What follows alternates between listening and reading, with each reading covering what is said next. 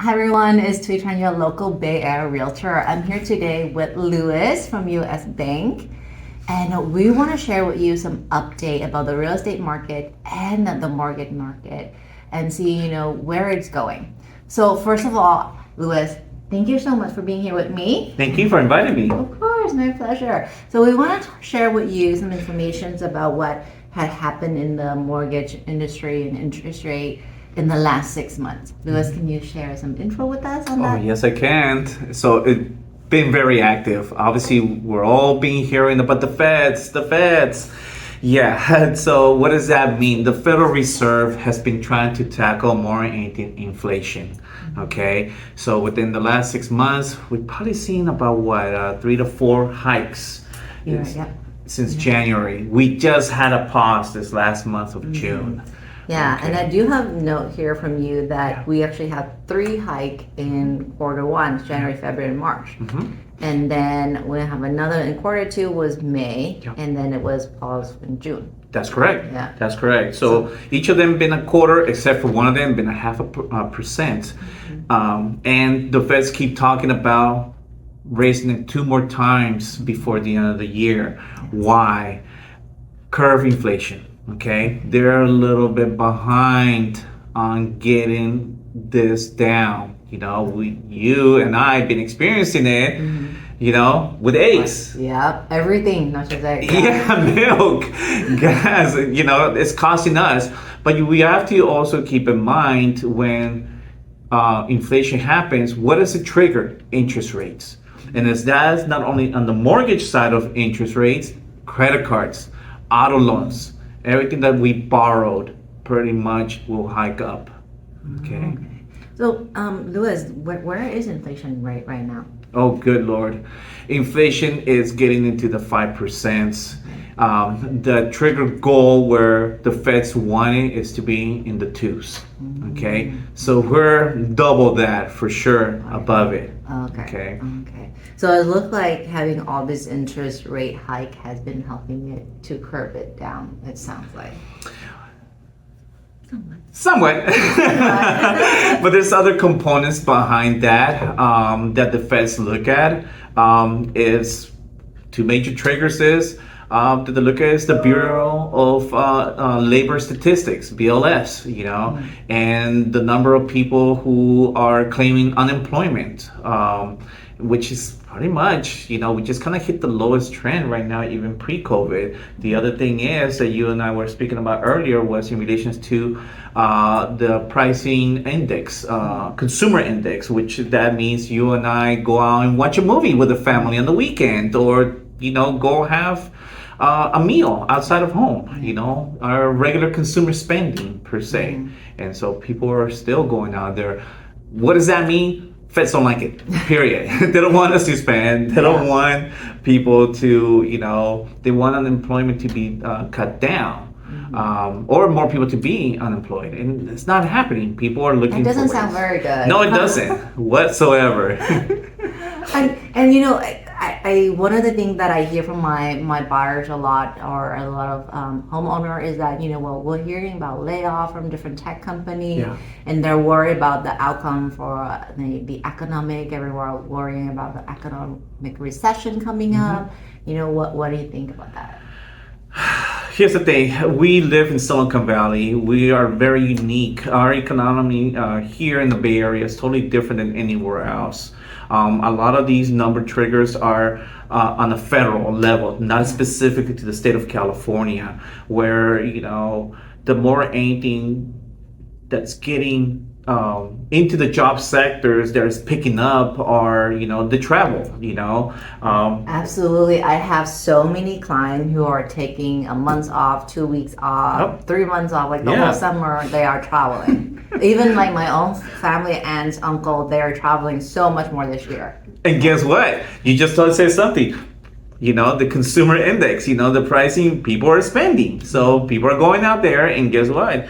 It's picking out more people within that labor side of the market. The other people side that is picking up, even though we're being affected here with tech, is more anything health health, is picking up, so they're picking up more nurses, doctors per se, people to come and take care. But hospitality and leisure has been the biggest key factor because yes, we are in summertime. And so that's, triggering.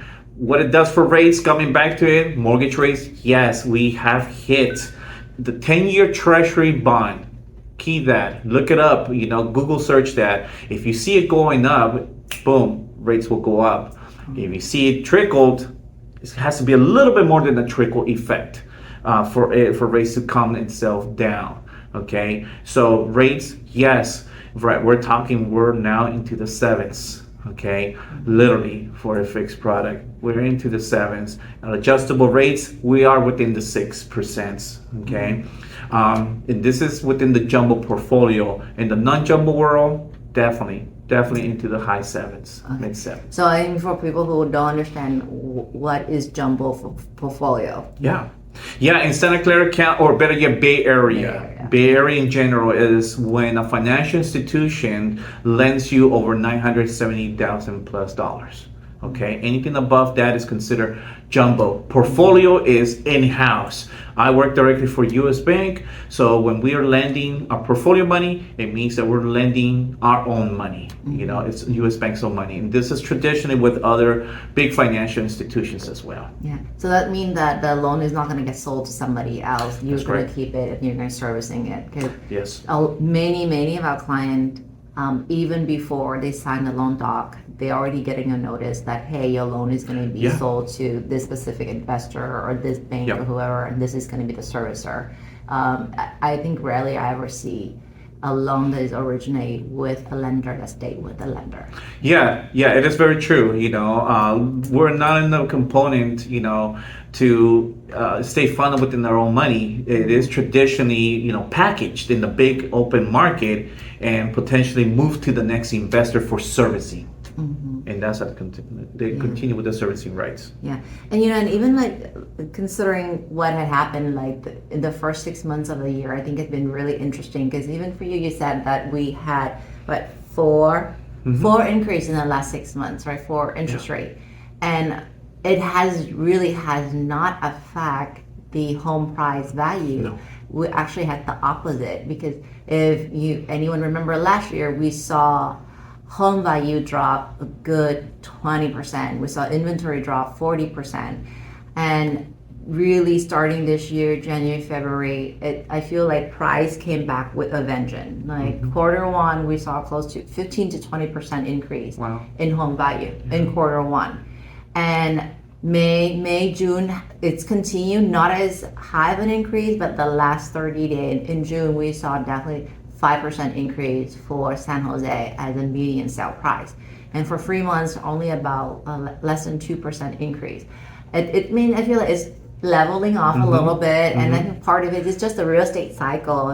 Once you kind of get into June, vacation time, graduation, wedding, everybody kind of like exiting a little bit. And so we definitely seeing more inventory in the market, right? We're seeing more inventory.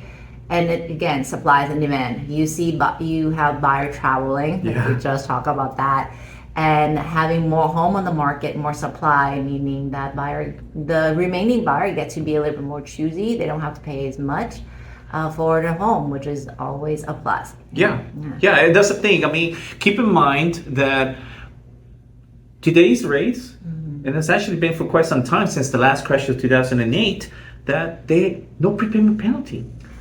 That is correct. Like every single loan doc that I've seen, we have not seen, like it's always never have a prepayment penalty. That's correct. So what does that mean? You can put more, or you can actually refinance if you find a better opportunity. And that's the thing. Keep in mind, you're not marrying the rate.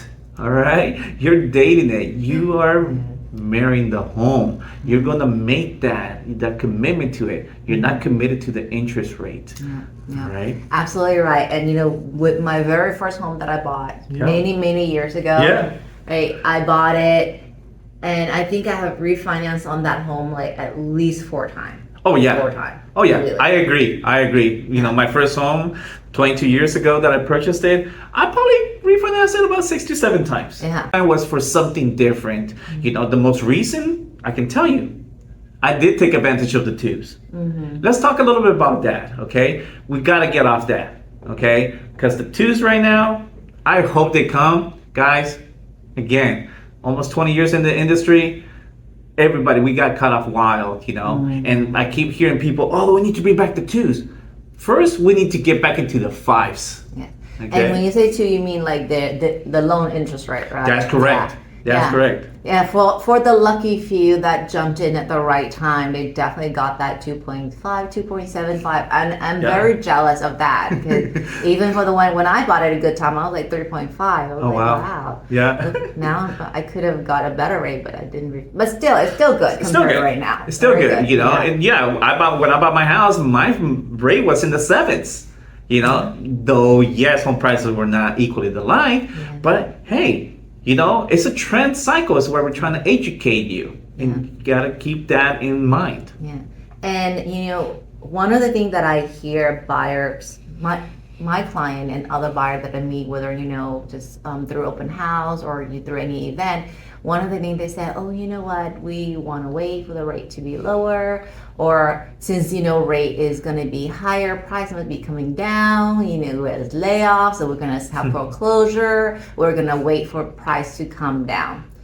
What do you say to that, Louis? No, don't do it, okay? Don't do it, because you got to remember, here's the thing, when rates come down, you're going to have way more competition. You're going to be paying more out of pocket. Yeah, price way goes more. up. And we've been through that. We've been through that for a long time, right? Yeah. Your buyers are like 200, 300, sometimes even $500,000 over asking. You're fighting with 20, 30 other buyers, non-contingent, the whole night yard. I mean, you're literally like, how much more money can I give you, seller? So, exactly. Whether you buy now, which is, okay, I don't have this high competition. You know, yes, you're going to be paying a little bit more, but you're not going to be paying that for the next 5 years. Okay, you're gonna be probably paying this for the next 2 to 3 years, if that. Okay, so you get in at a price point that I could afford right now, and guess what? You'll be refinancing. Oh, did we talk about that equity? Did you say what was the percentage of equity you'll be gaining per year? You know, those 2 to 5%, give or take. Oh, wait a minute, 2% per year. Not even like I feel like Santa Clara, depend on where. Yeah. You can estimate an easily 7% increase. 7%, and this is for neighborhoods that are not even that great.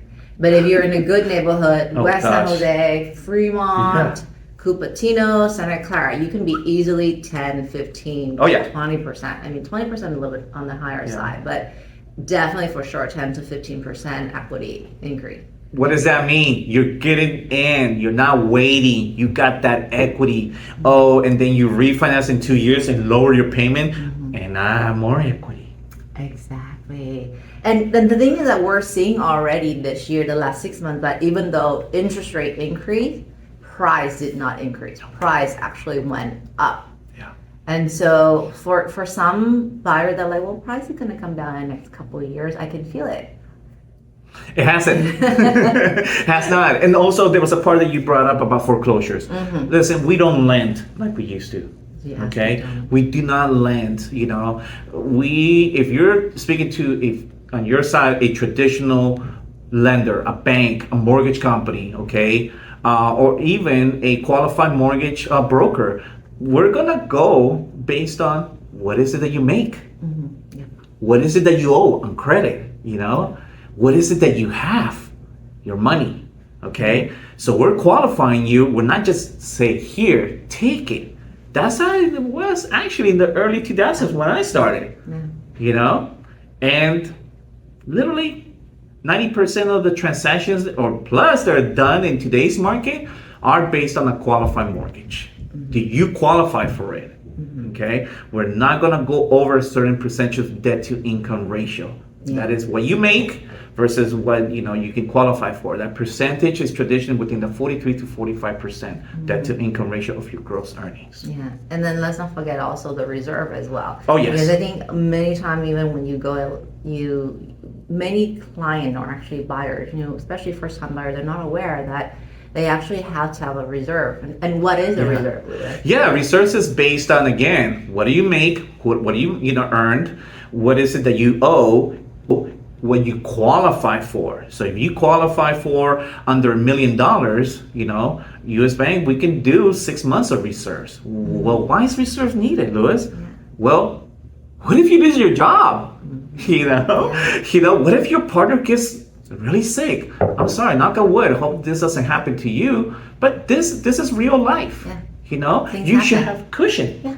Absolutely, that emergency fund, right? Everybody has to have that emergency fund. Yeah. We're not going to ask you to transfer the money. We just want you to show us, should this occur, do you have a way to help you continue making your mortgage payments on time? And that's one big piece a lot of lenders forget to talk to their clients about, but it is within the guidelines. And if we're lending you over $1 million plus, we will require a little bit more. Those are the 12 months of reserves. It can be a little bit more if we get into the double digits of millions of dollars that we're pre-lending you.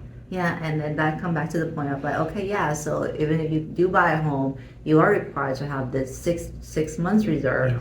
Even if, let's say, one person in the household get laid off, that doesn't mean that house that they would miss their payment or that they will automatically go into foreclosure because that reserve is there, because the lender want to make sure that they're setting up their client for success, that in the future they are going to be able to pay back that mortgage on a monthly basis and not default, because nobody wants client to default. No, nobody does. And trust me, the bank doesn't want you to default whatsoever. There's so much of a cost factor for any lender, mortgage company to take over that, and we don't want that responsibility. Exactly. Cost time, cost money, lose lots of profit for the bank. Attorney fees just goes on and on and on. Yeah, exactly. Yeah.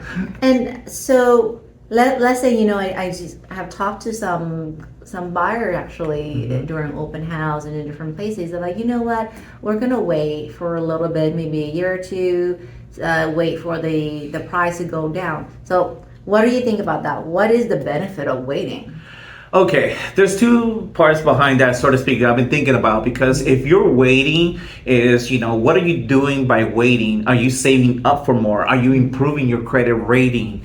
Are you putting yourself in a better position? If that's not you and you're waiting because, I want to wait because the rates come down, again, we just spoke about that a few minutes ago, don't. We're expecting 2 more rate increases. Okay, so that it is. And by the way, this can continue for the next year and a half. Okay, that's what I am seeing a lot. I read a lot of economic news that trends to this market. And the thing is, it's because the Feds didn't act fast enough. That home price is going to come down. No, guys. No, I mean, we already had that. We had the home price drop already, and that was like last April. Last April is really when it started. Yeah. And I would say from April to September, October, that was a phenomenal time to buy. There was so much inventory on the market. Yeah. Price was so good. Yeah. So good. And rates were lower. Yeah. It was like, it might feel high at that time. But then fast forward to now, I'm like, wow, it's feeling worse right now. I think, they were about a point and a point and a half. So what's 1% lower than what it is right now? And that makes a big difference, especially if if you're borrowing $750,000 plus. Yeah.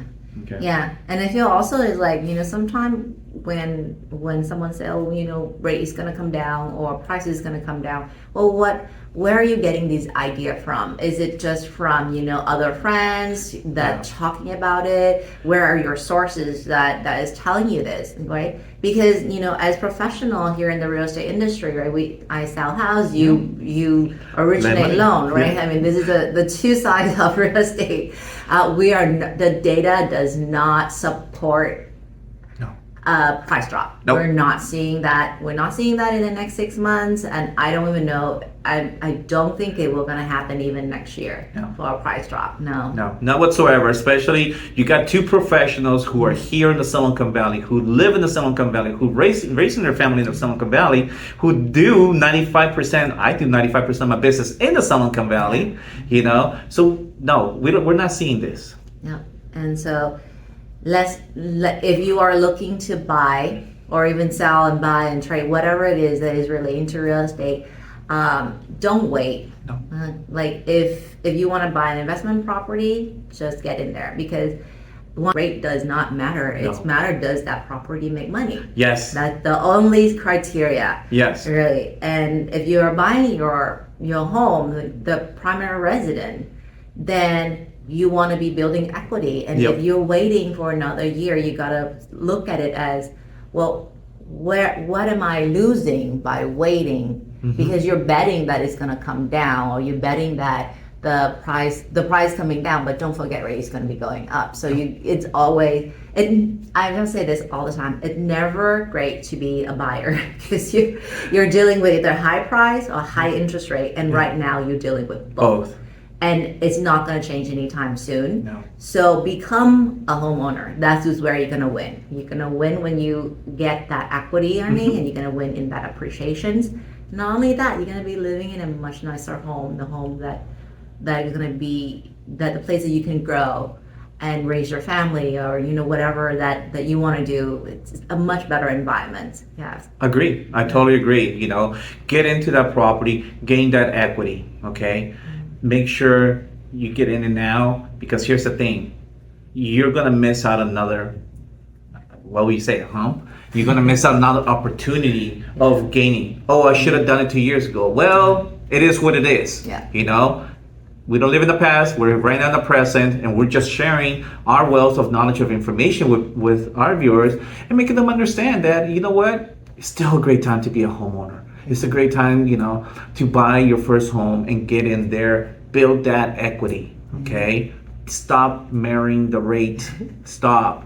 Honestly, marry the home, date the rate. Yes, because the home is what you own, the rate. Nah. Well, thank you so much. Oh, it looked like time to end.